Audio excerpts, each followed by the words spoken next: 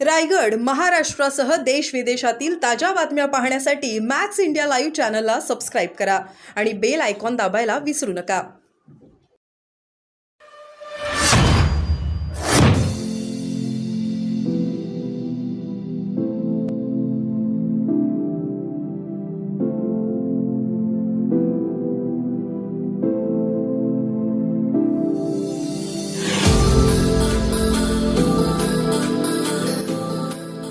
हम सब एक है, अखंड है और एक है. अजित पवार म्हणतात की ठाकरे कधी पक्षविलीन करणार नाही. त्यांच्या भूमिकेकडे तुम्ही कसं बघता?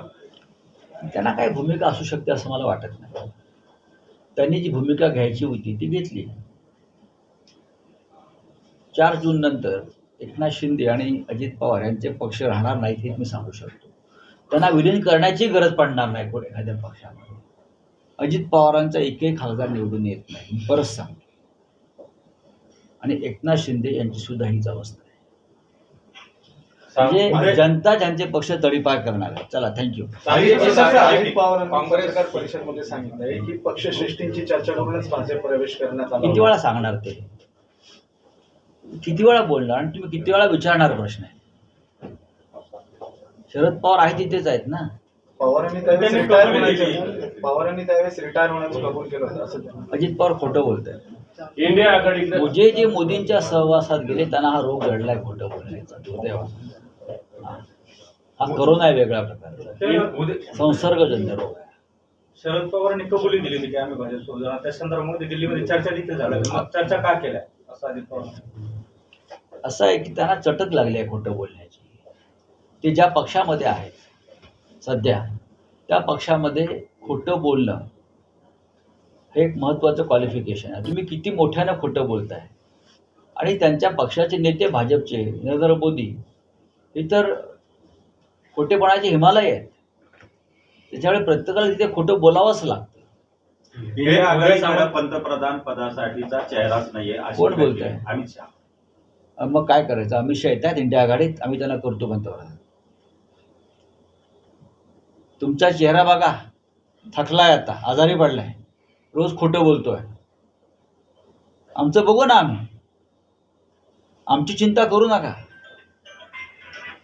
जर समजा देशामध्ये काँग्रेस आलं तर राम मंदिराला कुलूप लागेल असं त्यांनी विधान केलं. काँग्रेसच्या काळातच राम मंदिराचं कुलूप उघडलं. हे बहुतेक भाजपवाले विसरलेले दिसतात. राजीव गांधी यांनी गर्भगृहाच्या कुलपावर हातोडा मारून राम मंदिर खुलं केलं. भाजपवाले जरी विसरले असतील तर तो नादानपणा आहे. राजीव गांधींनी राम मंदिर उघडं केलं जनतेसाठी. गर्भगृह का ताला किसने खोला? राजीव गांधीने खोला आहे. सांगलीच्या बंडखोर उमेदवारावर काँग्रेसने कारवाई केली नाही आणि करणार नाही असं ते एकंदरीत त्याचं चित्र ठीक आहे, पाहू ना आपण. निवडणुका आता संपलेल्या आहेत. जे उमेदवार जिंकणार आहेत तिथे महाविकास आघाडीचे चंद्रनाथ पाटील ते माझ्या बाजूला बसलेले आहेत. अजून 4 जून येऊ द्या. 4 जून नंतर बऱ्याच गोष्टी घडणार आहेत. त्या सांगलीत पण घडतील, महाराष्ट्रात घडतील, सर्वत्र घडतील. त्यानंतर विधानसभा येणार आहेत. सांगलीमध्ये कोणी काय केलं आहे प्रत्यक्ष अप्रत्यक्ष पडद्यामागून याचा सगळा रिपोर्ट आमच्याकडे माननीय उद्धव साहेबांकडे आलेला आहे. आणि शिवसेना या गोष्टी अत्यंत गांभीर्याने घेते. लक्षात घ्या, शिवसेना एखादा विषय अर्धवट सोडत नाही. ज्यांनी बेईमानी केलेली आहे त्यांना भविष्यात राजकारण करायचं आहे महाराष्ट्रामध्ये. एवढंच मी सांगू शकतो. मेरा बाप गद्दार है हे श्रीकांत शिंदेच्या कपावर लिहिलेलं आहे अशी टीका प्रियंका चतुर्वेदी केली होती. त्या चुकीचं बोलल्यात का? त्या खोटं बोलल्या आहेत? नाही ना. 50 खोके एकदम ओकेचे सूत्रधार एकनाथ शिंदे आहेत.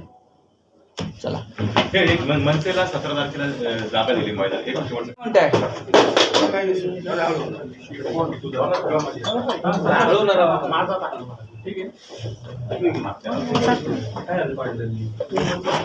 गाडी बसा. गाड्या नाही गाड्या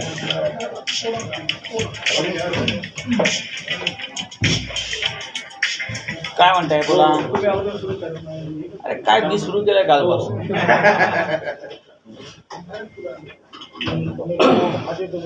मोदींच्या नगरला ज्यावेळेला सभा झाली त्यावेळेला त्यांनी असं सांगितलं की बघा, देशामध्ये मोदी आता सध्या देशामध्ये मोदी प्रचाराच्या नावानं जो झुडगूस घालतायत, जे रोज वक्तव्य करतायत, हे त्यांच्या पराभूत मानसिकतेचं लक्षण आहे. पंतप्रधान पदाची प्रतिष्ठा त्यांनी ठेवलेली नाही. 10 वर्ष जो माणूस पंतप्रधान पदावर बसलेला आहे, नेतृत्व करतोय, जे तिसऱ्या सार्वत्रिक निवडणुकीला सामोरे जात आहेत,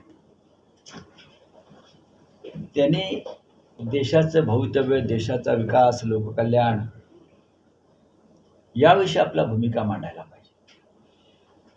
मला तुम्ही तिसऱ्यांदा का निवडून द्यावं यासाठी माझ्याकडे ही ब्लूप्रिंट आहे. मी 10 वर्षामध्ये ही कामं केलेली आहेत. मोदीने आतापर्यंत एकाही निवडणुकीत, एकाही प्रचार सभेत अशा प्रकारची भूमिका मांडल्याचं मला दिसत नाही. त्यांची गाडी पूर्णपणे घसरली रुळावर. आणि जेव्हा प्रधानमंत्री पदावरील व्यक्ती प्रचाराच्या निमित्ताने अनाप-शनाप बरळू लागतो, तेव्हा एकतर त्यांचं प्रकृती बरी नाही असं मी समजतो. त्यांच्या प्रकृतीला काहीतरी त्रास आहे आणि भारतीय जनता पक्षानं तात्काळ त्यांना प्रचारातून बाजूला करून या नेत्याच्या प्रकृतीवर लक्ष दिलं पाहिजे. ते प्रधानमंत्री आहेत, तुमचे नेते आहेत, त्यांची प्रकृती बरी नाही असं मला दिसतं. सतत त्यांच्या बोलण्यातून ते ज्या प्रकारचे वक्तव्य करतात ते चांगल्या मानसिकतेचं लक्षण नाही. काल ते कुठेतरी परत उद्धव ठाकरे यांच्यावर बोलले. महाराष्ट्राच्या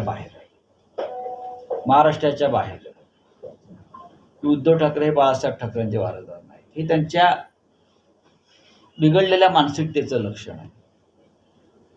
तेलंगणात जाऊन ते असं म्हणाले की काँग्रेस पक्ष हा मोदी नाही म्हणजे अडाणीच, मोदी आणि अडाणी एकच आहेत ते, अडाणी आणि अंबानी यांच्या काळ्या पैशावर निवडणुका लढतो. राहुल गांधींना टेम्पो भरभरून काळा पैसा या 2 उद्योगपतीकडून मिळतोय असं कोण म्हणताय? देशाचे प्रधानमंत्री,